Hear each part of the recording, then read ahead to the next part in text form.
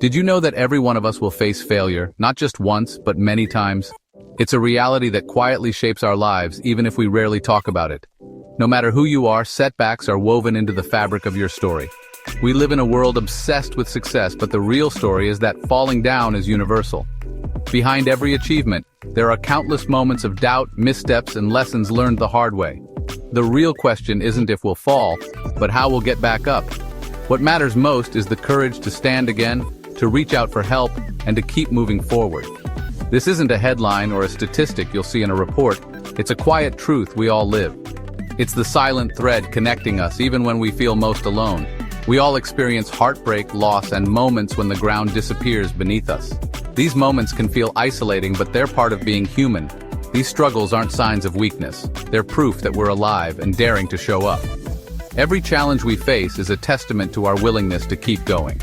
The bravest people aren't those who never stumble, but those who learn to rise. They find strength in vulnerability and wisdom in their scars. The conversation we need isn't about avoiding the fall, it's about what we do next. It's about sharing our stories and supporting each other through the climb back up. Rising, even when bruised, is what I call resilience. It's the quiet determination to keep going, even when the odds seem stacked against us. Resilience isn't magic. It's a skill we can all learn. It grows each time we choose to try again, no matter how many times we've fallen. It's about facing discomfort, feeling our emotions, and writing a new ending to our story. It's about believing that tomorrow can be different, even if today is hard. Let's acknowledge that falling is part of the deal. It's not a flaw, but a feature of growth and learning. When we do, we strip away the shame that so often comes with struggle. We make space for compassion, for ourselves, and for others. Our falls aren't endings, they're invitations to learn and grow. Each setback is a seed for future strength and understanding. It's not about pretending the fall didn't hurt, it's about honoring the pain and finding the strength to rise. Healing begins when we accept our struggles as part of our journey. This is the journey we're all on, a path marked by both falls and the courage to rise again, together. Let me tell you about Sarah. When I met her, she seemed to have it all. A fulfilling career, a loving partner, and 2 wonderful kids. Her life looked picture-perfect, built on what she thought was solid ground. But life can reveal how fragile our foundations really are. One afternoon, a phone call changed everything. Her job was gone, effective immediately. Her identity and security vanished in an instant. The shock was overwhelming, quickly followed by a wave of uncertainty.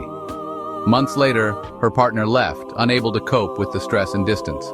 In a matter of months, the 2 pillars of her life, career and relationship, crumbled. Sarah was left adrift, facing grief, fear, and disappointment. The story she'd built her life on was gone, and she didn't know how to start a new one. She was face down in the arena, her life broken. This was no theory, this was her reality. In the months that followed, Sarah entered what she called the arena of despair. Each morning she woke with a heavy weight on her chest. The world moved on, but her life had stopped. She felt invisible, isolated by shame and self-doubt.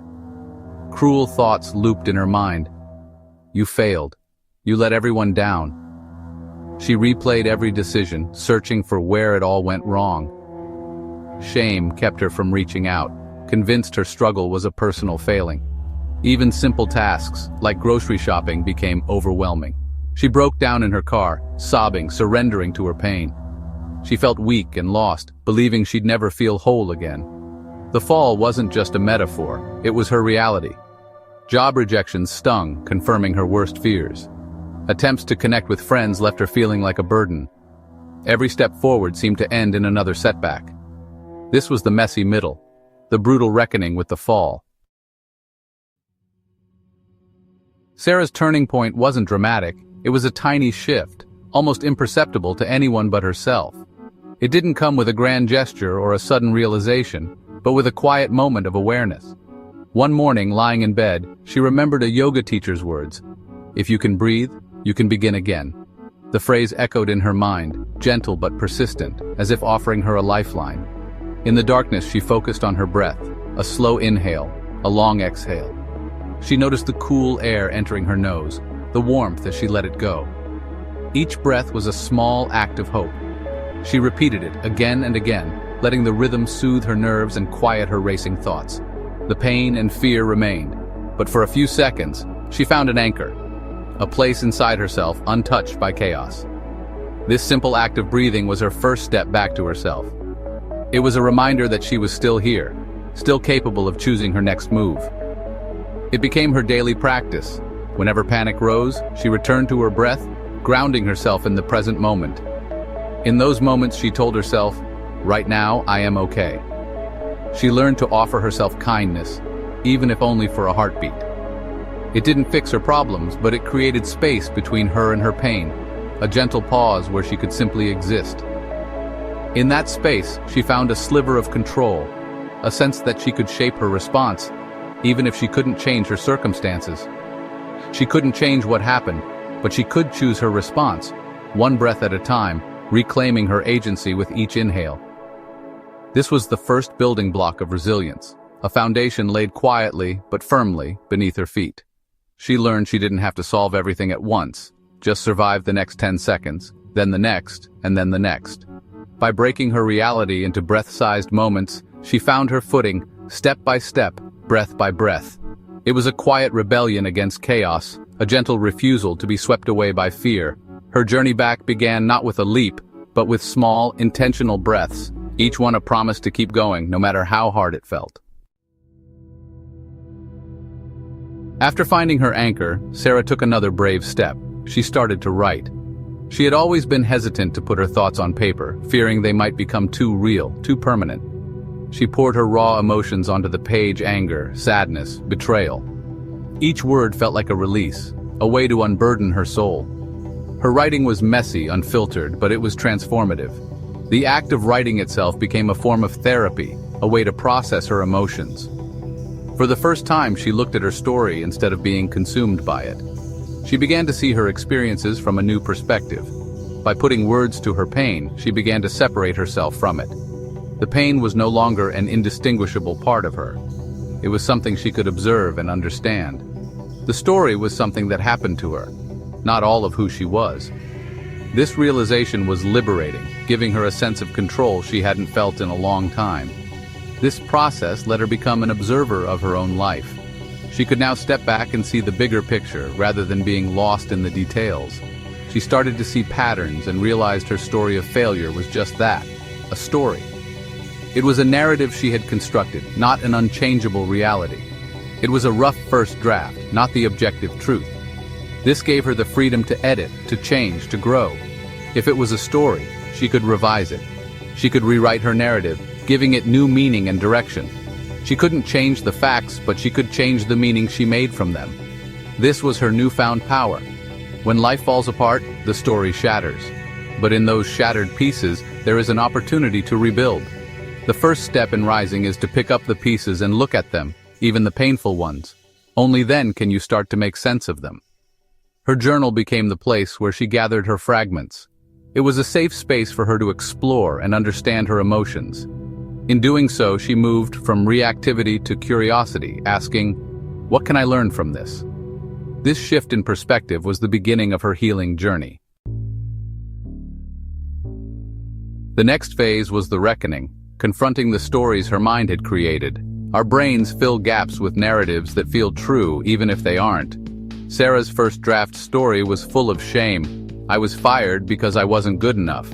My partner left because I'm unlovable. She challenged these stories with courage. Was it true she wasn't smart enough? She looked at the evidence. Years of good reviews, successful projects, and hundreds laid off.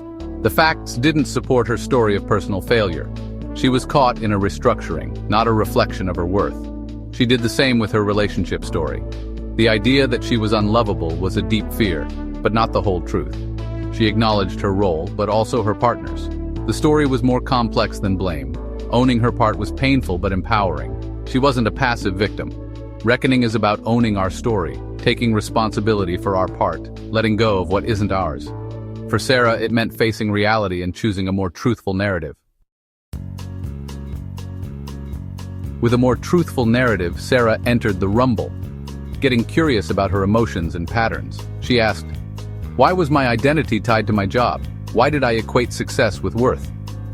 She realized her achievements had been armor against vulnerability. Losing her job left her exposed, but also free to build self-worth not based on external validation. She rumbled with perfectionism, seeing how it kept her from true connection. She learned that real connection comes from letting ourselves be seen, flaws and all. The pain became a teacher, pointing to what needed healing. By getting curious, she transformed her struggle into wisdom. She was building the foundation of her new, resilient self. The final stage was the revolution, integrating her learning into daily life. For Sarah, it meant living with vulnerability, courage, and imperfection. Her revolution was a series of small, brave choices. She practiced vulnerability, sharing her truth with friends. Instead of hiding, she let herself be seen and found deeper connection. She redefined success, choosing work that aligned with her values, not just her resume. She built a life richer and more authentic than before. Sarah's story is a testament to rising strong, not bouncing back, but rising transformed. She learned resilience isn't about avoiding the fall, but getting up wiser and more open-hearted.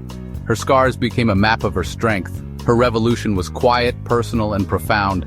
It was the choice made again and again to show up and live bravely. Sarah's journey is a story of resilience, but it's not unique. We all fall. We all know pain and heartbreak. The question isn't if we'll be in the arena, but what we'll do when we're there. Will we let struggle define us, or will we find the courage to rise? Resilience is a practice, a commitment to show up, especially when it's hard. It starts with a single breath, an honest journal entry, a vulnerable conversation. Your story, your struggles, and your rising matter. The world needs people who've been through the fire and come out wiser and braver. Your fall isn't the end, it's the beginning of your revolution. So be brave. Be curious. Own your story and rise strong. If this resonates, join our community of imperfect, courageous people. Let's choose courage over comfort and rise together. Your journey is just beginning. You don't have to walk it alone.